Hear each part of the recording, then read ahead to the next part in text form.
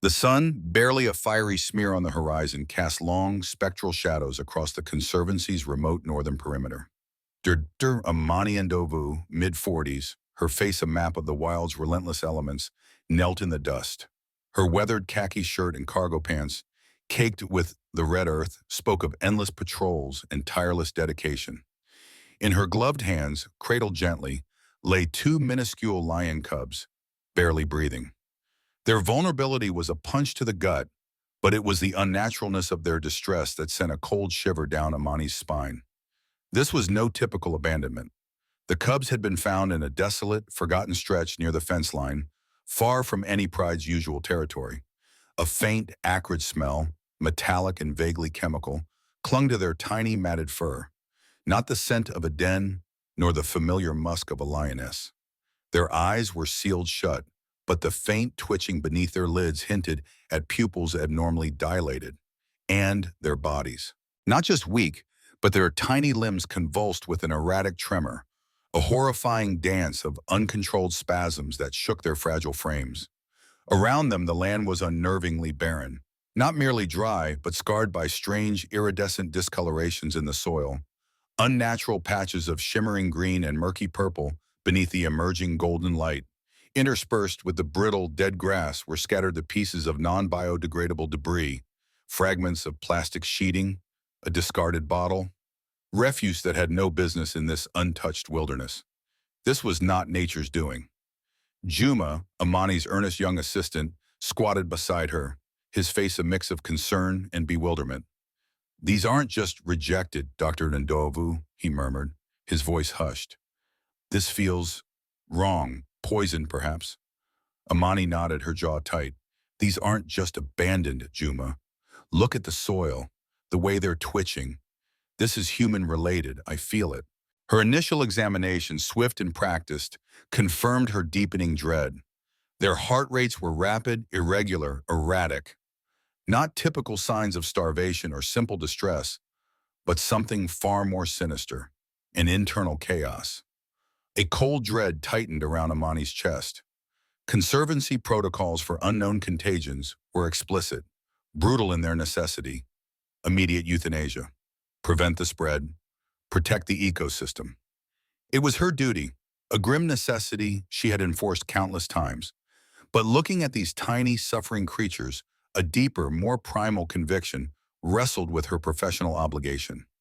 Her moral compass, honed by years of fighting for every life in this harsh land, streamed against the sterile logic of procedure.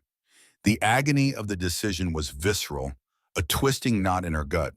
To let them die without understanding why felt like a betrayal, not just of these cubs, but of the Conservancy itself, of every creature within its fragile boundaries. The unsettling anomaly of their condition, the bizarre environment of their discovery, screamed that something was deeply, dangerously wrong. Her instinct, fierce and unyielding, overrode everything else.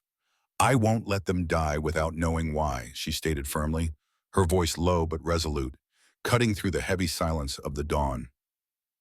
The unspoken words from higher management, "Dispose of the anomaly immediately," echoed in her mind, a stark contrast to the life trembling in her hands. "Risk be damned. We save them, and we find out what did this." "Dr. Ndovu, the protocols are clear for unknown contagions," Juma pleaded, his brow furrowed with worry. "It's too risky for the Conservancy." Amani met his gaze, her eyes unwavering. "Risk be damned. We save them, and we find out what did this." Her decision was made. She would isolate them for intensive care, a defiance of explicit, though unspoken orders. This would be covert, contained, a secret operation driven by her unshakable resolve. Back at the research station, the first hurried tests on tissue samples and blood work were initiated, revealing baffling, anomalous, unidentifiable biomarkers in their tiny systems. More questions, no answers. The implications were terrifying. The sheer uniqueness of their condition also meant a desperate, immediate search for an unconventional surrogate mother had to begin, a faint glimmer of hope against the overwhelming darkness. In the hushed confines of the Conservancy infirmary, bathed in the dim glow of a single overhead lamp, Dr. Amani Ndovu made her next gamble. Her own gentle golden retriever, Nyota, a creature of profound empathy, was her last hope for the struggling lion cubs, Askari and Kavuli. Amani knelt, placing the still trembling cubs carefully near Nyota, her heart a drumbeat against her ribs. Nyota, with her characteristic calm intelligence, sniffed at the tiny bundles of fur, her tail offering a tentative, slow thump against the tiled floor. Then, with an almost imperceptible shift, she began to lick them gently, her large body enveloping their fragility, a silent promise of warmth and safety. The cubs, miraculously, began to settle, their erratic tremors lessening under the dog's comforting presence. Their response was unprecedented. Beyond merely feeding, they latched onto Nyota with an instinctive, profound gratitude. They followed her subtle cues, nudging into her for comfort, mimicking her soft growls, and engaging in rudimentary play that spoke volumes of their burgeoning bond. Nyota wasn't just tolerating them, she was nurturing them, teaching them the unspoken language of belonging. The arrival of Dr. Zola Kamani, a brilliant animal behaviorist in her early 30s, brought a new lens to Amani's illicit project. Initially, Zola was skeptical, her scientific mind wary of the cross-species adoption, especially given the cubs' mysterious anomalies and the ethical tightrope Amani was walking. But as days turned into weeks, Zola's skepticism slowly morphed into awe. She observed Nyota not just nurturing, but actively teaching Askari and Kivuli. The golden retriever was providing structured lessons, subtle tail movements communicating warning or invitation, nuanced vocalizations for different needs, even the initiation of early social grooming behaviors. It went beyond instinct. It was a highly organized form of pedagogy. "This is astounding, Amani," Dr. Zola whispered one night, her eyes wide, reflecting the infirmary's dim light. "Nyota is providing structured lessons, not just instinct. It's organized behavior." Amani nodded, her own fascination deepening. "Dr. Kamani, I know it defies everything we know, but Nyota is teaching them, not just raising them, it's organized behavior." While Nyota worked her quiet miracle, Amani continued her covert investigation into the cub's discovery site. Returning under the cloak of twilight, she found more strange refuse, pieces of specialized polymer, fragments of circuitry that shouldn't exist in the wild, and with the aid of a portable spectral analyzer, faint traces of unusual synthetic chemical compounds permeating the soil.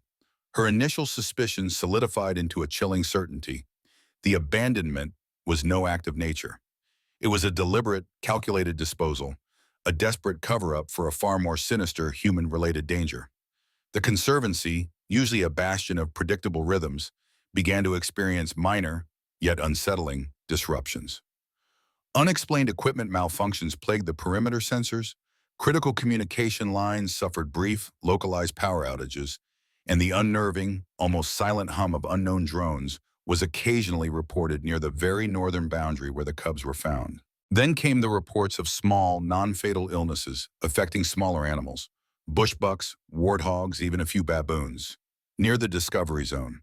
Their symptoms mirrored some of the cubs' initial twitching, the lethargy, the subtle neurological disturbances. Amani felt a cold dread settle deep in her bones. The cubs, with their unique biomarkers, were not just victims. They were a symptom, a warning.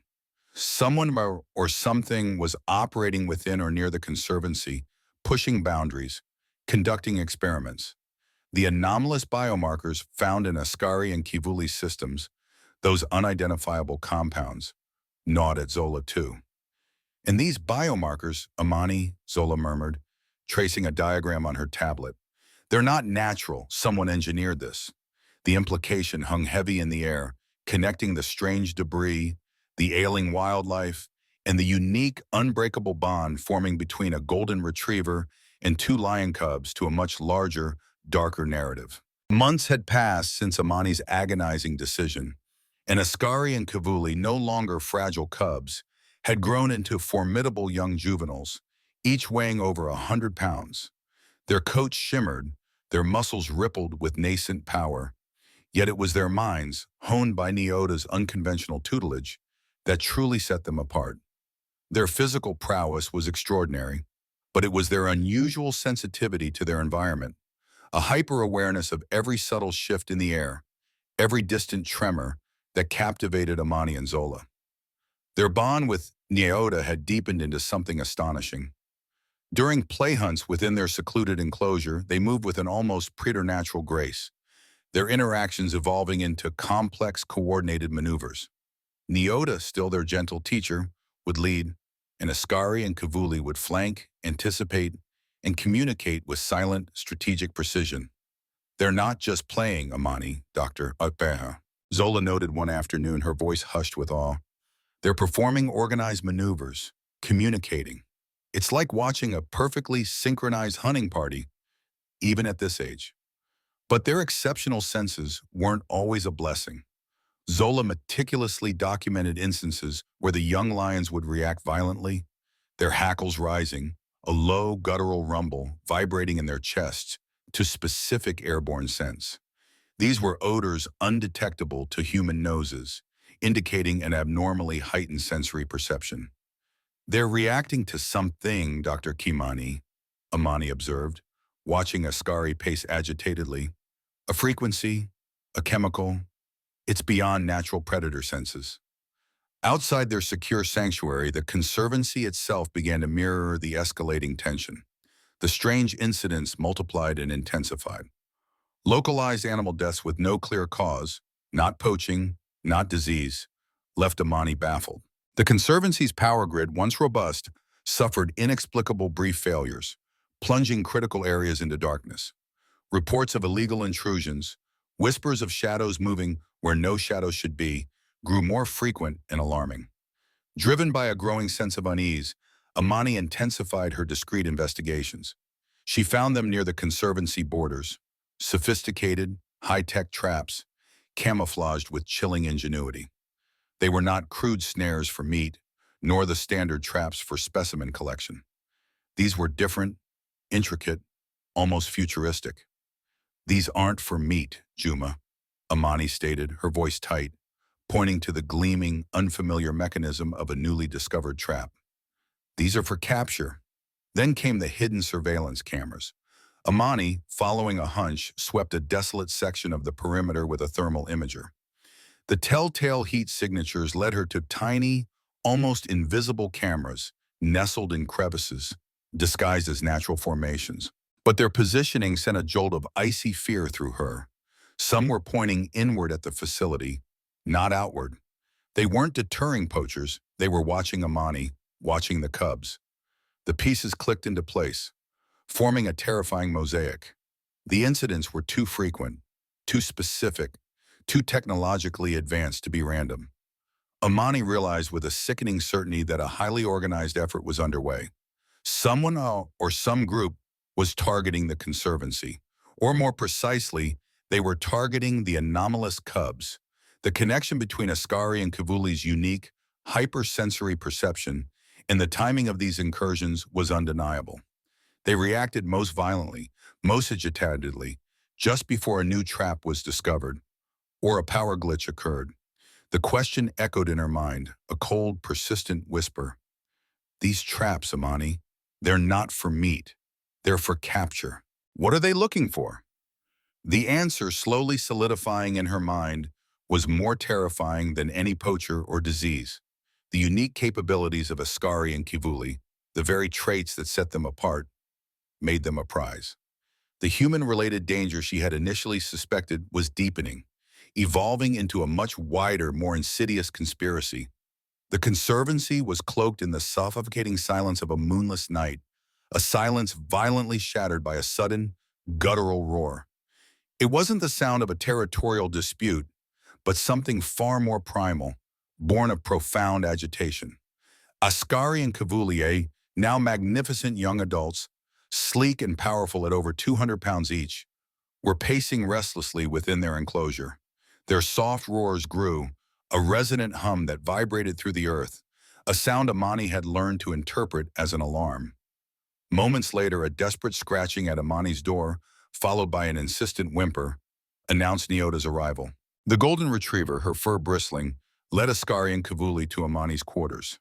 The lions, usually respectful of the barriers between them and the human dwelling, were now urgent, their huge paws batting gently at Nyota, who in turn pulled at Amani's clothes with an intensity she'd never witnessed.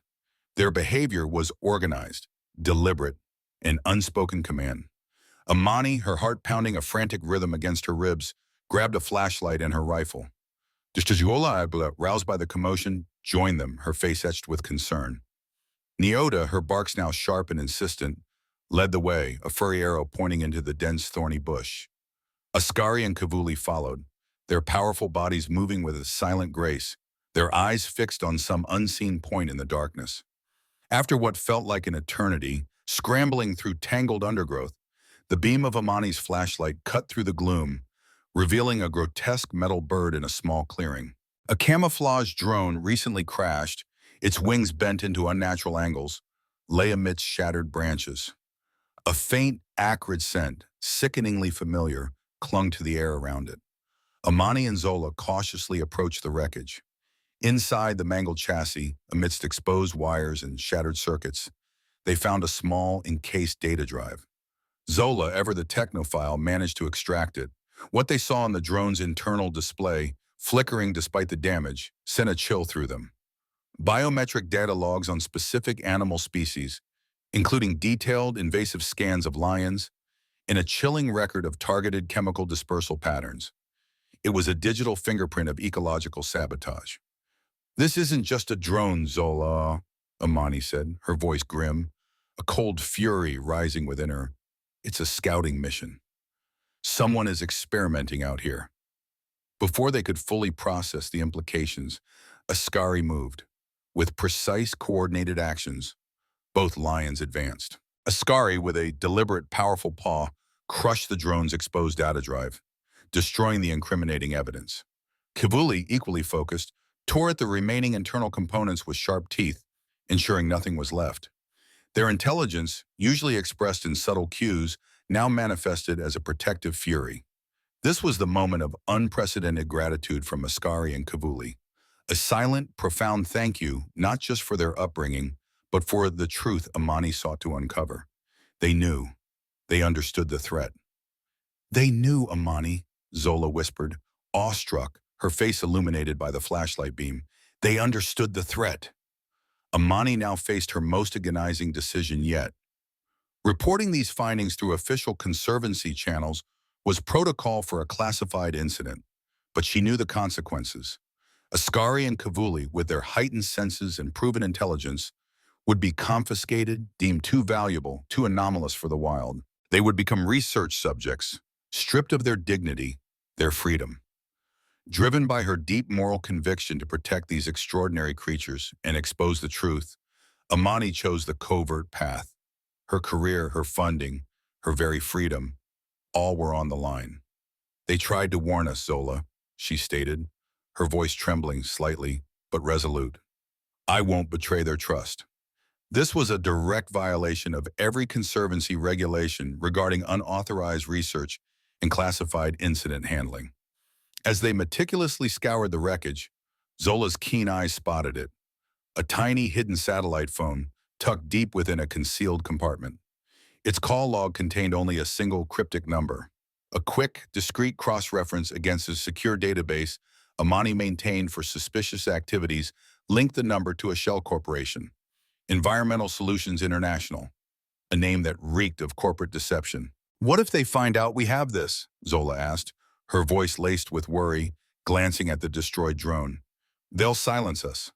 Amani met her gaze, the weight of their secret pressing down on her. "Then we work in the shadows. For the lions." This was no longer just about protecting two unique animals.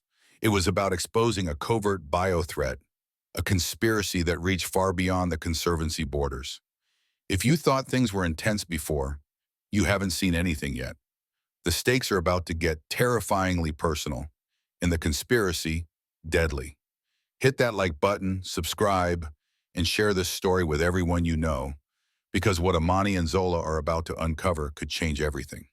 The Conservancy leadership, blissfully unaware of Amani's illicit investigations and the true nature of the drone incident, made the difficult but seemingly necessary decision. Askari and Kavuli, now fully grown, needed to be rewilded. The vast, untamed expanse of the Masai Mara was chosen as their new home. Dr. Amani, her heart heavy, struggled with the separation. She knew it was essential for their full development, for them to live as true lions. But the unknown threats lurking in the wild, the threats she suspected were actively hunting them, gnawed at her. The relocation was tense. Skari and Kivuli displayed a palpable distress, their soft roars tinged with a mournful quality. But Nyota, ever the anchor, was there, her comforting presence soothing them, her wet nose nudging their flanks. In a heartbreaking final moment, just before the transport truck rumbled away, Askari locked eyes with Amani. There was an understanding there, a flicker of unprecedented gratitude and intelligence that promised more than mere survival. It was a silent vow. After their release, reports from field rangers trickled in. Askari and Kavuli had not just integrated, they had flourished. Their extraordinary hunting skills and acute territorial awareness, honed by Nyota's unconventional lessons, exceeded all expectations for rehabilitated animals. They were thriving, a testament to Amani's defiance and Nyota's love. Meanwhile, Amani and Zola, working in the shadows of their lab, meticulously pursued the cryptic number found on the drone's satellite phone. Their investigation led them down a rabbit hole of digital breadcrumbs, uncovering a complex network of shell corporations, Environmental Solutions International, Marabio Innovations, Eco Vanguard Tech. All were linked to a notorious bioengineering firm known for controversial, often ethically dubious research in genetic modification and weaponized biology. The web of deceit grew tighter, its implications chilling. Then, 2 months after the Lions' relocation, an urgent call came in.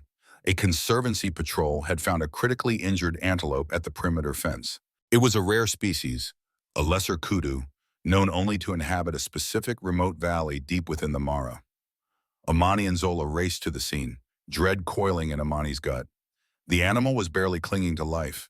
It bore a small, almost invisible tag on its ear, not a standard conservancy tag.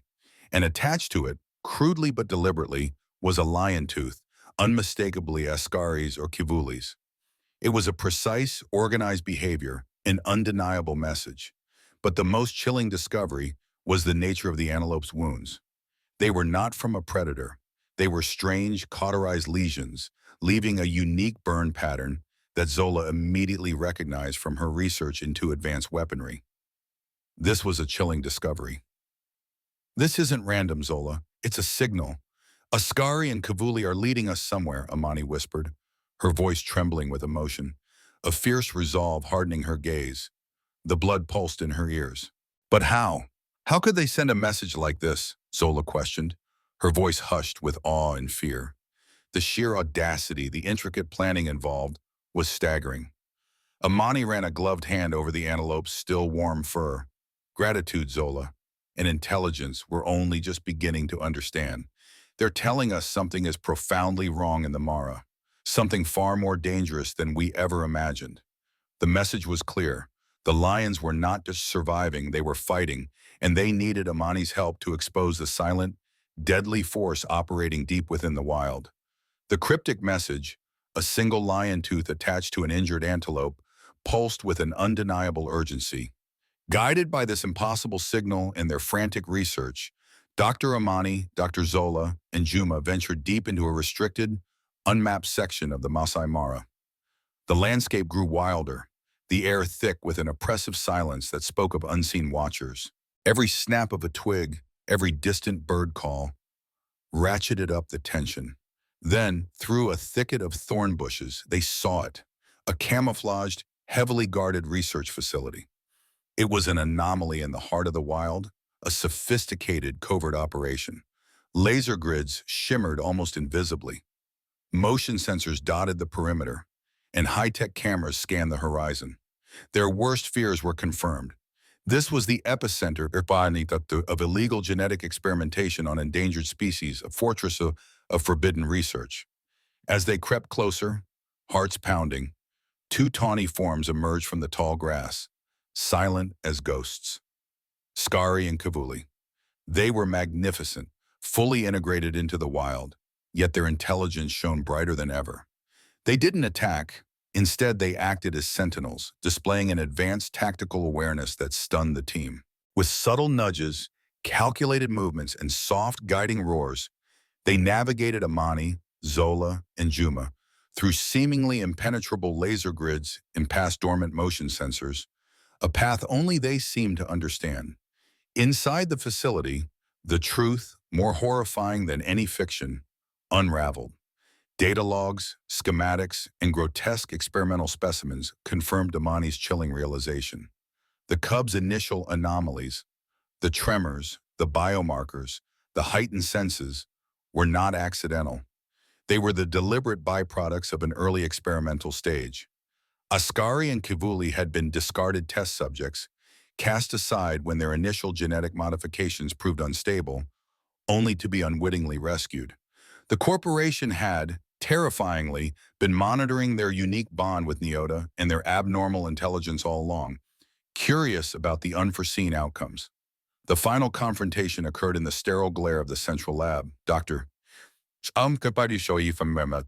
Silas Thorne, the lead scientist, a man whose cold, calculating demeanor was as sharp as the scalpels on his workbench, sneered as Amani confronted him. Her voice, though trembling with rage, was resolute, exposing his unethical corporate activity and the covert biothreats he had unleashed upon the wild. You've turned this conservancy into your private petri dish, Thorne. Genetic atrocities, energy weapons. All for what? Power, profit. Thorne merely laughed, a chilling, dismissive sound.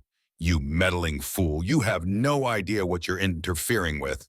His security, a squad of heavily armed mercenaries, moved to apprehend them. Before they could act, Ascari and Kavuli burst into the lab. This was no wild rampage. This was the peak of their organized behavior. With precise, coordinated actions, they launched a diversionary attack. Not to harm, but to disable. One lion shattered the central console with a swipe, sparking explosions that plunged the lab into emergency red light. The other, with a calculated roar and a well-placed shove, sent a rack of equipment crashing onto the guards, incapacitating them without lethal force. In the ensuing chaos, Amani, with Zola's swift expertise, connected a portable satellite link. This is Dr. Amani Ndovu from the Masai Mara Conservancy, she declared into the small device, her voice cutting through the alarms. She broadcast the damning evidence of human-related danger and the massive corporate cover-up. Thorne's own data, the proof of genetic manipulation, the chemical dispersal patterns, the drone footage, all now streaming to the world. You discard lives, Dr. Thorne, but nature remembers. And it fights bang, she declared, her words echoing into the feed, a furious indictment. The broadcast reverberated globally. Days later, international authorities, spurred by the undeniable evidence, raided Thorne's facility, dismantling his operation and exposing the sinister network behind it. Ascari and Kavuli, their mission accomplished, their unprecedented gratitude ensuring justice, silently retreated back into the vast, protective embrace of the wild. Amani and Zola stood in the aftermath, surveying the ruined facility. The full scope of their journey, of the lion's extraordinary existence, settled over them. These creatures weren't merely raised by a dog. They were inadvertently forged into sentient protectors, a new apex of intelligence born from the crucible of human cruelty and animal compassion. They're not just lions, Amani, Zola murmured, her voice awestruck by the profound revelation. They're guardians, a warning. Their story would now serve as a testament to the wild's resilience and the unforeseen depths of its intelligence. The story began with a desperate fight for life. Amani Ndovu found Ascari and Kavuli barely breathing, just like the newborn cubs Dr. Patricia Henderson once discovered. Abandoned, umbilical cords still attached, eyes sealed shut. Rejected by their birth mother, their survival hung by a thread, requiring not just constant care, but the profound social bonding only a mother figure could provide. Imani, like Henderson before her, defied every protocol, fostering an unbreakable bond between these anomalous cubs and her golden retriever, Neota. This unconventional compassion not only saved their lives, but forged an intelligence beyond anything science had prepared for. 2 years later, these very lions, once discarded test subjects of a cruel genetic experiment, became the world's most unlikely protectors. Their orchestrated message, Their tactical genius in dismantling a hidden biothreat revealed a corporate cover-up far more sinister than anyone imagined. Ascari and Kavuli were not merely animals. They were sentient guardians, their journey from abandoned infants to global saviors, an emotional reunion with the wild they were meant to protect, now surprising the world with the truth, nature's ultimate, intelligent resistance against human greed.